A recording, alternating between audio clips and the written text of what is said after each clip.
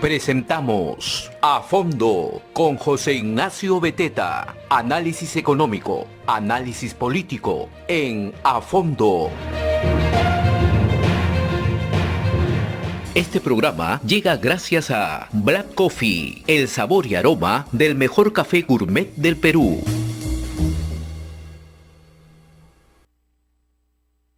Buenos días amigos, estamos iniciando nuestro bloque a fondo como todos los días, iniciando una semana, hoy lunes 31 de enero del 2022. Vamos a tener el gusto a esta hora de contactarnos y agradecemos la comunicación con el ingeniero Juan Cheput, ex congresista, ex ministro de Estado. Señor Cheput, ingeniero Cheput, muchas gracias por este contacto aquí con el programa a fondo. Buenos días. Muchas gracias, Lizardo. Es un placer conversar contigo, atento a cualquiera de tus inquietudes. Sí, queremos analizar y queremos también que usted nos comente cuál es el análisis, porque ya el presidente ha cumplido medio año en el mandato y se ha podido apreciar netamente durante 3 entrevistas cuál es el rumbo de nuestro país. Pero justamente hoy se publica otra entrevista en el diario La Noticia, un diario que no es de circulación en todo el territorio nacional, en donde el presidente expresa y prácticamente pide disculpas, ¿no? Lo dicho en la última entrevista a la cadena internacional CNN en cuanto a la posición que dijo de poder consultar al pueblo peruano para darle una salida al mar. Él dice que él no quiso decir eso, él no habla de soberanía, porque también ha comparado estas declaraciones que hizo a la cadena CNN con el caso de los anteriores gobiernos, tanto de Alberto Fujimori como Alan García de Bolivia Mar. Sabemos que los que conocemos este tema, que es totalmente diferente a lo que es Bolivia Mar, a lo que dijo el presidente de un referéndum para dar salida a Bolivia, ¿no es así, ingeniero? Por supuesto, Lizardo, el presidente trafica con lo que se conoce, la frase es, trafica con la ignorancia generalizada. Como la gran mayoría de compatriotas no recuerda las posiciones tanto de Fujimori como de Alan García en relación a Bolivia Mar, que no era otra cosa que un emporio logístico, un conjunto de almacenes en un área por determinar para que de esa manera hubiera facilidades portuarias y competir con el puerto chileno, los puertos chilenos del norte, el de Arica y el de Tarapacá específicamente. No era de ninguna manera cesión de espacio soberano, de ninguna manera. Por lo tanto, el presidente se equivoca. Ahora, yo creo que él no tiene que pedir disculpas a través de un medio de comunicación de limitado alcance, como La Noticia, que puede ser muy digno el medio, pero es de limitado alcance, sino a través del Congreso de la República. El presidente allí es donde tiene que dar las explicaciones del caso, pues lo que ha dicho es completamente grave, por varias razones.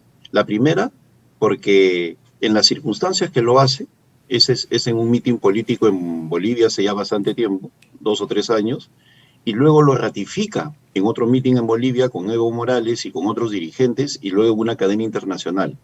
Aparte que se sabe que ha tenido las mismas expresiones en coloquios locales internos. Entonces es una acción sistemática. Y por otro lado, si vemos la presencia de Evo Morales permanentemente en Lima, sobre todo en Puno, movilizando a la nación aymara y diciendo que la nación aymara tiene que tener salida al mar, por favor, pues. Entonces, hay allí una intención que tiene que ser cortada. En buena hora que dé las disculpas, pero no son suficientes. Y quizás, aparte de presentarse al Congreso de la República, yo creo que esto también cabería que el presidente de la República, quizás mediante un mensaje a la nación, dirigirse al pueblo peruano y aclarar las cosas para dejar estas dudas que sigan dando y generando incertidumbre. Es lo que correspondería. El mensaje a la nación, el Congreso de la República. Yo señalé al Congreso porque nos representa a todos y además esto no va a detener la acusación constitucional que ya se está planteando contra él. O sea, él ya tiene una acusación constitucional. Qué lindo sería el mundo, sería un mundo ideal si la gente hace lo que quiere y luego no es sancionada. El hecho de que él se arrepienta posteriormente a lo que ha dicho, pues simplemente no significa nada. En términos jurídicos, en términos constitucionales. Yo creo que hay una acusación constitucional de por medio que de todas maneras va a prosperar. A esto se debería la desaprobación, que en una última encuesta el presidente después sigue con una desaprobación que pasa el 50%. Él también ha dicho que no cree en las encuestas ahora, ¿no? Las encuestas que lo dieron ganador incluso a él. ¿Cómo usted analiza la situación actual de nuestro país? Un país sin rumbo, con un presidente que no tiene un norte para nuestro país, para salir adelante, porque si bien es cierto la situación comparado con otros países no es mala, se ve prácticamente que estamos con un piloto automático. Bueno, si nosotros tomamos en cuenta lo que está sucediendo y utilizamos la justificación del presidente de que él está aprendiendo, pues entonces es un pésimo alumno. Cada día que pasa, la situación está peor. Es decir, el presidente no aprende y más bien está involucionando, está en un proceso de retroceso, está cada vez en una situación más crítica. Las encuestas demuestran de que él tiene altos niveles de desaprobación y la de CPI del día de anoche es especialmente grave para el presidente. Dice que a nivel nacional tiene 23,4% a nivel nacional y en el caso de Lima solo el 12% lo respalda. Se ha desplomado a pesar de las ayudas, a pesar de los bonos, a pesar de los programas sociales que los han multiplicado. Se ha desplomado. Y eso es en tan solo 5 meses y medio. Es cierto que ha habido presidentes que han llegado a niveles muy bajos, como Alejandro Toledo, pero en el 4.º año de su mandato. Igual que Ollanta-Humala, igual que Alan García en el 3.er año de su mandato. Toledo llegó en el 4.º año con un famoso momento, el del meeting, el del paro del 14 de julio del 2004, promovido por Alan García, el de la famosa patadita, cuando le metió una patada a un ciudadano, claro, en su desesperación, pero por el fracaso del paro. Pero hay una gran diferencia entre la situación de Humala, de García y de Toledo, que ellos tres tenían ministros, tenían conjuntos capaces de ministros, tenían equipos ministeriales de primer nivel que permitían que la situación se desarrollara a través del famoso esquema de cuerdas separadas, por un lado la economía y por otro lado la política. Inclusive en el caso de Toledo, Toledo podía tener baja popularidad, pero tenía ministros muy populares, como Carlos Ferrero o el mismo Carlos Brus, Techito en ese momento, y así por el estilo. Y permitían que la gente dijera, una cosa es el gobierno y otra cosa es Toledo. Entonces, pero en este caso, los ministros son de muy bajo nivel, empezando por la premier Mirta Vázquez, que jamás dio la talla. Es necesario, ya que ellos lo están haciendo, hacer el ejercicio comparativo. En la época de Toledo, de Humala y de Alan García, también tenían presidentes del Consejo de Ministros, primeros ministros de primer nivel político. Carlos Ferrero se hizo famoso por la famosa traducción, es decir, el presidente Toledo decía una cosa y salía al frente Carlos Ferrero y decía, vamos a traducir lo que ha dicho el presidente. Pero explicaba, comunicaba, estaba allí permanentemente con los medios. Y se puso el gobierno sobre las espaldas y lo cargó. Ese fue Carlos Ferrero. En el caso de Alan García lo tuvo en Javier Velázquez Quesquén cuando vino el baguazo. Y cayó Yehude Simons, que era la gran solución, cayó. Que fue peor inclusive que los petroaudios. Y Javier Velázquez Quesquén, con su capacidad comunicativa, se puso el gobierno en las espaldas y lo sacó adelante y se quedó 2 años de premier. Y luego, en el caso de Ollanta-Humala, en el momento de los desastres, de las agendas y todo ese tipo de casos, Pedro Cateriano asume el rol político y lo saca adelante. Yo digo, ¿alguien ha visto a Mirta Vázquez saliendo a ayudar al presidente en su ejercicio comunicacional, en explicar las cosas, en tener una posición política? No. ¿Por qué? Porque todos son iguales, pues. O sea, lamentablemente no hay nivel político en ese gobierno y los resultados los vemos a la vista. ¿Y a eso se deberá las declaraciones del renunciante ministro del Interior, Avelino Guillén, cuando dice que hay un gabinete en la sombra? No, el gabinete en la sombra, yo me refiero, el gabinete en la sombra existe cuando los titulares son mediocres, no tienen personalidad, permite que le pasen por encima. Yo nunca he visto un ministro, al menos, y yo he estado en varios gabinetes, un ministro que permita que un sujeto que está fuera venga a hacer lo que se le dé la gana en mi sector. Ese es un gabinete en la sombra. Y la acusación de Guillén también es grave porque demuestra de que hay juegos de poder en pugna. Guillén no mandaba en el interior. por ejemplo.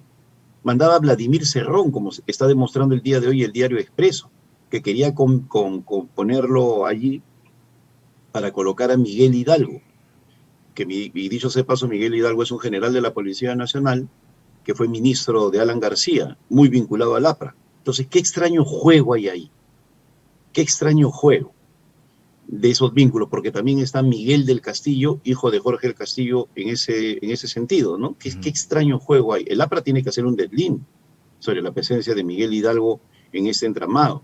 Pero por otro lado están las huestes de Perú Libre, Verónica Mendoza, que metiche todo el tiempo, colocando ministros con una agenda paralela, Marco Arana, es decir, un desorden total. ¿Por qué? Porque el presidente no tiene liderazgo. Y eso se agudiza cuando tampoco tiene credibilidad. Una de las primeras encuestas decía que al presidente no le creen, en una encuesta hecha por Ipsos para Lampadia. La gente no le cree. Entonces, el fundamento de un líder es la credibilidad. Y Pedro Castillo no la tiene. Y saltan los hechos a la vista. Pues. Él dice, no conozco a Karelyn López. Y le ha celebrado una juergaza en Cieneguía de 130 y tantos mil soles. Y la niega sistemáticamente. No conozco a Guido Pacheco. Y se le ve caminando de arriba para abajo con él. Entonces, todo eso ha socavado al gobierno. Y la verdad, no creo que dure en estas circunstancias mucho tiempo más. ¿Cuál sería el papel del Congreso, ingeniero Chepute, en ese sentido? ¿Qué debería hacer el Congreso ante esta situación, ante esta incertidumbre? Sabemos que los votos para la vacancia son muy difíciles de lograr, 87 votos. Acá yo creo que la presión popular, la situación de inmanejable en la que está el país en esos momentos, va a hacer que tengan que renunciar tanto el señor Pedro Castillo como la señora Dina Boluarte. Porque la señora Dina Boluarte cree que va a ser la sucesora, se equivoca, pues la cosa va a ser peor con ella. ¿Y por qué va a ser peor con ella? Porque ella la han expulsado del partido de gobierno, o sea, ni siquiera tiene bancada. Entonces es muchísimo peor. Ella tiene que ser responsable y también irse. Porque la verdad es que llega un momento en la caída que esta ya se vuelve, ya se cruzó el Rubicón, ya no hay marcha atrás. Y el desencanto de la gente, acuérdate, Lizardo, lo que te voy a decir, se va a incrementar aún más. Yo soy profesor de universidades nacionales, yo converso con alumnos, yo paro en la calle, o sea, yo soy político 24 horas los 7 días de la semana. No necesito un cargo para hacer política. Y la gente me dice, los precios han disparado, los útiles escolares no sabemos si comprar o no, pero están carísimos. Nos han comunicado del Colegio Nacional que están subiendo la cuota para refacción, en los colegios privados igual. Acuérdate, y lo peor, no hay trabajo. Y los jóvenes en la universidad, ¿qué me dicen? No hay prácticas profesionales, las empresas están cerradas, nos han sacado el trabajo. O sea, no hay futuro para los jóvenes. Un país en esa situación es el caldo del cultivo para la protesta social. Entonces, el tema ya no, el ingeniero, el tema ya no sería tanto por el Congreso para la vacancia del presidente, sino sería la renuncia en sí bajo la presión del pueblo peruano. Y por el reconocimiento del propio presidente de que es incapaz. Yo creo que él tiene que tener un gesto de grandeza e irse la dupla, ¿no? Mira, el Congreso va a meterse en un gran problema por otro lado, si no se da cuenta que si ellos no son un factor importante en este proceso de salida, en el cual lamentablemente se va a colocar el Perú, y no tengo dudas que así va a ser, la gente va a decir no solamente que se vaya Castillo, sino que se vayan todos, incluyendo el Congreso. Porque ve que son congresistas tuiteros, opinólogos, ¿no? Yo he visto a muy buenos generales, almirantes, exhortando, haciendo comunicados, pero si ellos tienen un poder. Mira, se ha agudizado la situación en el Ministerio del Interior. ¿Por qué? Porque la Comisión de Defensa no funciona. ¿Y quiénes están en la Comisión de Defensa que se supone que hace un mes han tenido que traer al general Gallardo allí y fiscalizarlo?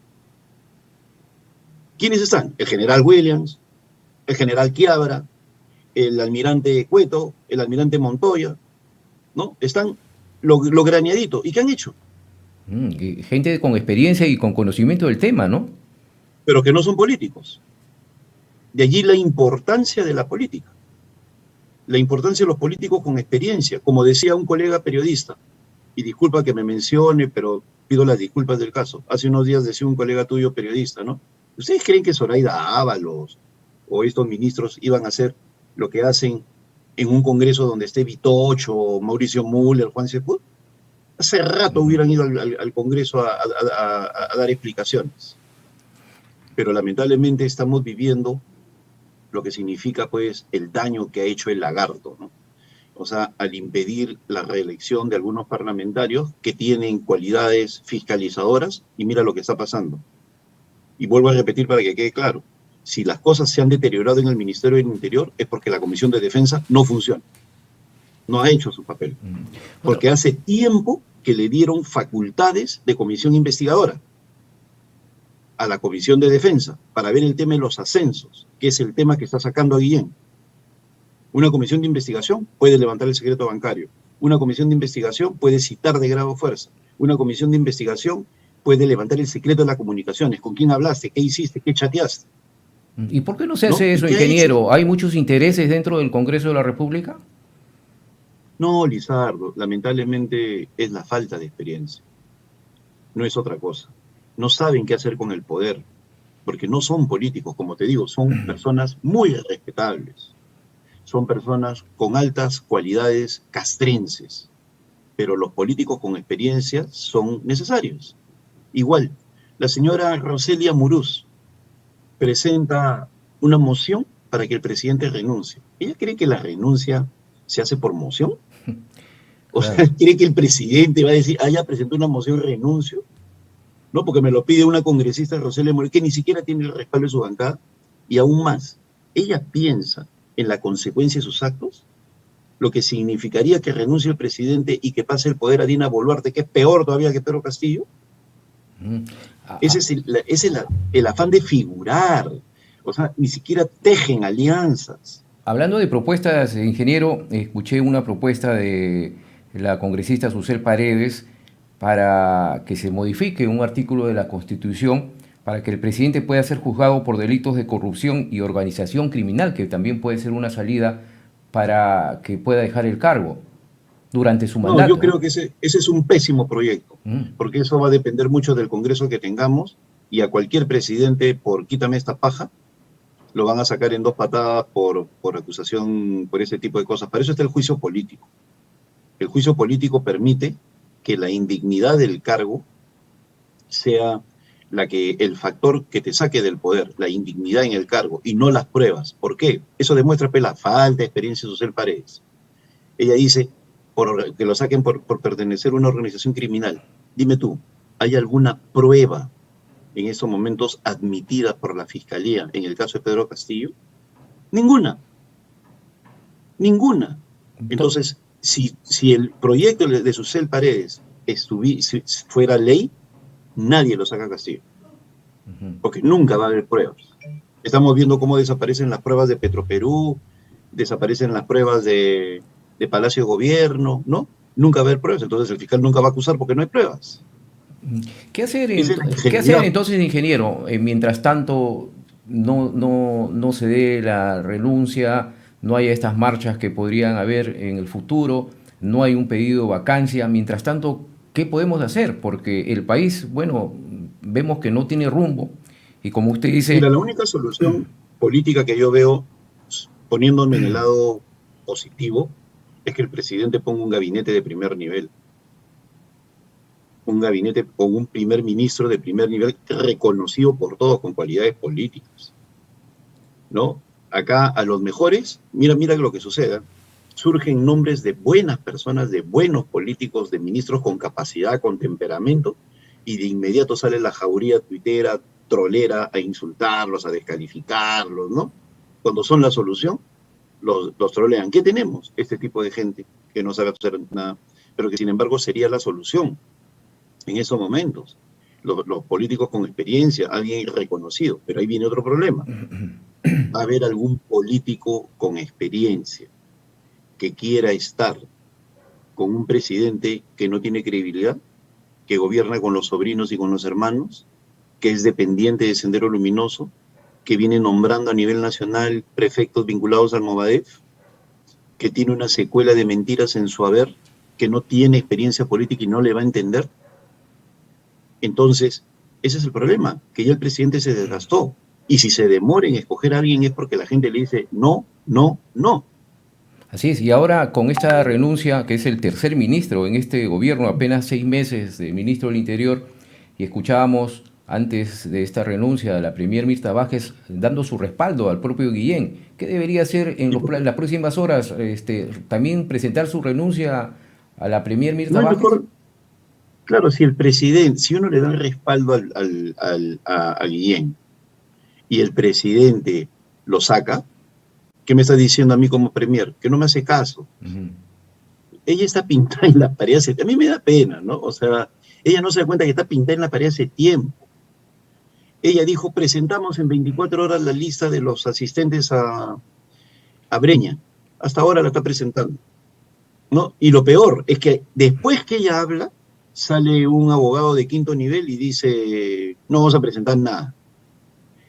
Imagínate, un abogado le contesta al premier, a la presidenta del Consejo de Ministros del Perú. O sea, no tiene poder, no tiene peso específico, no existe. Y por otro lado, es incapaz de respaldar a su gabinete. Mira, te habla, yo he sido ministro y he trabajado con Toledo, con Paniagua, con Kuczynski, con Merino, con el Lagarto Vizcarra. O sea, 5 gobiernos. A un ministro no se le respalda cuando se va. Al ministro se le respalda cuando está allí. ¿Tú te imaginas qué hubiera pasado si hace una semana Mirta Vázquez dice, yo respaldo al ministro Guillén? Estoy a su lado y estoy esperando la respuesta del presidente. ¿Qué hubiera pasado? Allí sí es el respaldo, no ahora que dice lo respaldo cuando ya el hombre está en su casa. Claro, y sobre todo ahora que el presidente prácticamente desmiente en esta entrevista al diario La Noticia al ministro Guillén, que, bueno, acusó que hay un gabinete en sombra y él lo desmiente, dice, ¿por qué no lo dijo? ¿Por qué no lo dijo en Consejo de Ministros una vez más? Entonces, lo que sería, ingeniero, ya para finalizar, en las próximas horas nombrar un gabinete con ministros que ya hemos tenido prácticamente se dijo ministros de lujo, un gabinete de lujo, cuando no ha sido así. Más que de lujo, que yo no creo en esa palabra, estimado Lizardo, porque se presta a malas interpretaciones, pero sí creo un conjunto de ministros con peso político propio, que a la opinión pública le dé tranquilidad. Olvidémonos de los tecnócratas que no sirven para nada. Los tecnócratas están para obedecer las cuestiones políticas. Acá necesitamos a políticos con experiencia que conduzcan el barco y que lo apoyen al presidente. Pero no lo va a hacer, pues, teniendo ahí a Vladimir Cerrón, a Guido Puc, a Bellido, no lo va a hacer, pues, jamás. Y además ya perdió credibilidad. Entonces, la proyección política que yo doy es que la crisis va a continuar. Porque lamentablemente la crisis tiene nombre y apellido y es Pedro Castillo. Bien, muchas gracias, ingeniero Juan Chepú, por este contacto aquí con A Fondo. Siempre usted atento a nuestro llamado y vamos a seguramente a estar en contacto más adelante. Muy amable por esta entrevista. Muy buenos días. Muchas gracias, Lizardo. Ha sido un placer. Gracias. Bien, hemos estado con el ingeniero Juan Chepú, ex congresista, ex ministro de Estado, dando su apreciación a lo que se viene suscitando en nuestro país, a esta crisis política en la que vivimos. Nosotros retornamos el día de mañana en una nueva edición de A Fondo. Muchas gracias, muy buenos días. Hemos presentado A Fondo con José Ignacio Beteta.